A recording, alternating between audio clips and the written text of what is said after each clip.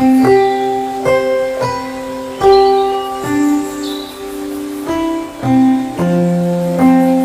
हूं doctor R.C. Agarwal, MD medicine. तो मैं आज बताना चाहूँगा कि जाड़ों के मौसम में ब्लड प्रेशर और हार्ट के पेशेंट्स पर जाड़ों का क्या प्रभाव पड़ता है और हमें क्या करना चाहिए।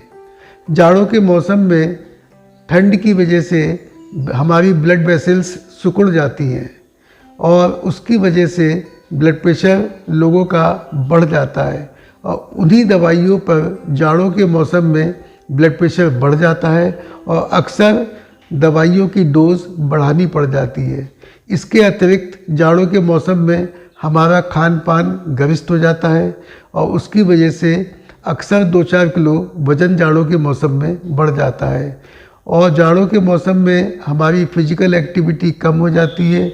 जो लोग गर्मियों के मौसम में टहलते हैं वो भी जाड़ों के मौसम में टहलना या तो बंद कर देते हैं या कम कर देते हैं।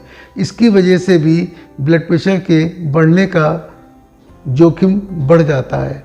तो ये कुछ ऐसे कारण हैं कि जाड़ों के मौसम में ब्लड प्रेशर पर एडवर्स इफेक्ट पड़ता है और उन्हीं दवाइयों पे ब्लड प्रेशर का बढ़ने का खतरा बढ़ जाता है। और जब चूँकि ब्लड प्रेशर बढ़ जाता है तो हाई ब्लड प्रेशर की वजह से बॉडी के और चीज़ों पे भी असर पड़ता है, ख़ास तौर से हमारे हार्ट पे। और जो हार्ट के पेशेंट्स हैं उनमें हार्ट अटैक होने का खतरा बढ़ जाता है और नॉर्मल आदमियों में भी हार्ट अटैक होने का खतरा बढ़ जाता है। तो इसके लिए मेरी ये हिदायत है, ये एडवाइस है कि जाड़ों के मौसम में एक तो टहलना अपना बंद नहीं करना चाहिए, अपनी फिजिकल एक्टिविटी बंद नहीं करना चाहिए। हाँ, उसका टाइम चेंज कर देना चाहिए। एक्सट्रीम कोल्ड में न टहल के लेट मॉर्निंग में टहलने जाएं या दोपहर के मौसम में टहलने जाएं और अगर नहीं जा सकते हैं तो उसकी इक्विवेलेंट घर पे ही कुछ एक्सरसाइज करें। इसके अलावा जाड़ों में अपने खान पान पर नियंत्रण रखें। पार्टियों में जाएं, गेट टुगेदर्स में जाएं, लेकिन खाएं पिएं अपने हिसाब से ताकि ब्लड प्रेशर पे नियंत्रण रहे। और इसके अतिरिक्त अगर ब्लड प्रेशर बढ़ता है तो अपने डॉक्टर से मिलना चाहिए, दवाई की डोज को एडजस्ट कराना चाहिए और दवाई को हर हालत में ब्लड प्रेशर पर नियंत्रण रखना चाहिए। अगर ब्लड प्रेशर नियंत्रित रहेगा तो हार्ट अटैक का जोखिम कम रहेगा और अगर ब्लड प्रेशर बढ़ता है ख़ासतौर से अर्ली मॉर्निंग में तो हार्ट अटैक का खतरा बढ़ जाता है। अगर हार्ट अटैक होता है, हार्ट का पेन होता है, तो पहले तो ये है कि भाई कैसे पहचान करें आम आदमी की भाई हार्ट का पेन है, कैसा पेन है। तो हार्ट का जो पेन होता है वो यूजुअली चेस्ट के बीचों बीच में होता है और कुछ ऐसी फीलिंग होती है कि कोई दबाव पड़ रहा है, कोई खिंचाव हो रहा है, कोई कंस्ट्रिक्शन हो रहा है, इस टाइप की फीलिंग होती है। और ये पेन आदमी का जो है जबड़े में जा सकता है, बाएं हाथ में जा सकता है, सीधे हाथ में भी जा सकता है और नीचे टूंडी तक भी जा सकता है। इसके साथ साथ पसीना भी आ सकता है। अगर ऐसा है तो ये पेन मोस्ट लाइकली हार्ट का पेन है।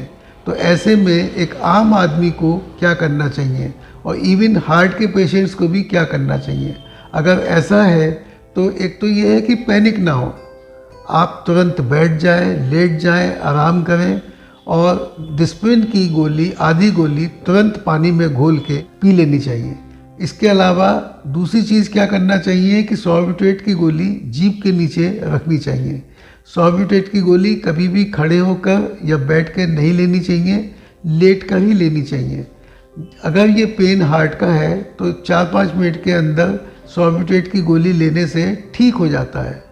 अगर नहीं होता है तो एक दूसरी गोली आप सॉर्बिट्रेट की जीभ के नीचे रख सकते हैं और फिर 4-5 मिनट तक वेट कीजिए।